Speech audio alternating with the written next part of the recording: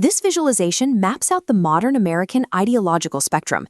It shows a country locked in a bitter tug-of-war between two dominant factions, the left-leaning Democratic Party, represented by blue, and the right-leaning Republican Party, represented by red. These groups operate on heavily contrasting priorities. Democrats generally value community and social progress.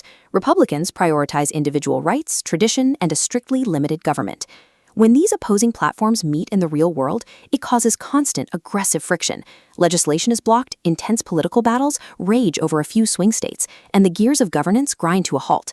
If you live with this endless fighting and inefficiency every day, the entire system appears deeply chaotic and completely broken.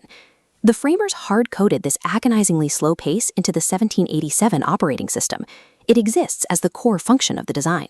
To understand American politics, we have to look past the modern partisan fighting and examine the source code. The U.S. Constitution was explicitly designed to prevent anyone from moving too fast. The framers who wrote that document had just fought a war against a British king. They were deeply suspicious of concentrated authority, so they engineered a government filled with massive internal roadblocks. They relied on a concept called the separation of powers. The government's authority is actively chopped up, ensuring no single person or political party can ever wield absolute control. They divided the work into three distinct nodes. The legislative branch debates and writes the laws, the executive branch enforces them, and the judicial branch interprets what they mean. The branches function as rivals, armed with structural checks to actively hinder each other and prevent any one group from seizing total authority. That friction starts inside the lawmaking body itself. Congress is built on a bicameral compromise, meaning the legislature is split into two competing chambers. The lower chamber, the House of Representatives, hands out seats based on state population. Members serve rapid 2-year terms, forcing them to react to the immediate, shifting will of the voters. The upper chamber, the Senate, puts every state on equal footing with exactly 2 representatives. They serve 6-year terms, creating a slow-moving, deliberative body insulated from those sudden public passions. In the Senate, a single lawmaker can even deploy a filibuster, a tactic that indefinitely blocks a vote on a bill unless a supermajority of 60 senators intervenes to stop them. Passing a bill means running an arduous obstacle course. A proposed law must pass both of these uniquely structured chambers in identical form, ensuring only ideas with broad support survive.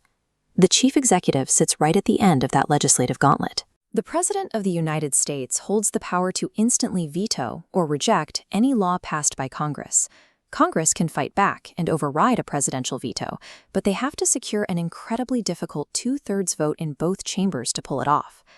Beyond the president lies the final hurdle.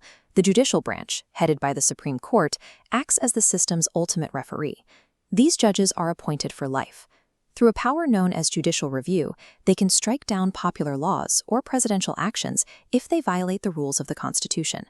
This overlapping web of vetoes, overrides, and reviews keeps any one political faction from running away with absolute power, even after a massive election victory. Authority is diluted even further geographically through a system known as federalism. The Constitution explicitly reserves vast amounts of governing authority for individual state governments and the people, keeping it out of the hands of the national government. Because states manage their own schools, roads, and criminal codes, the country operates in a patchwork reality. Everyday laws regarding health, safety, and commerce look radically different depending on whether you're in a blue state or a red state. This multi-layered system keeps power highly decentralized. Communities can govern themselves, but it guarantees constant, tense legal battles between the states and the federal government over where authority actually begins and ends. Even after a policy survives this entire maze, the actual on-the-ground work is handed off to a vast network of career civil servants within the federal bureaucracy.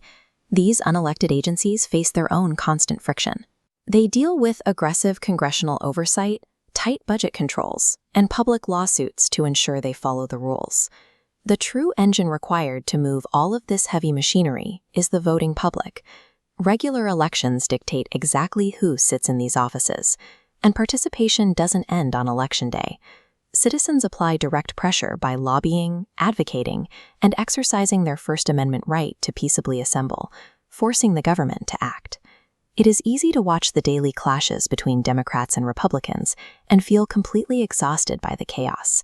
This political gridlock reflects the system operating exactly as intended. It maintains a deliberate tug-of-war between authority and liberty, keeping the focus on citizens rather than the state.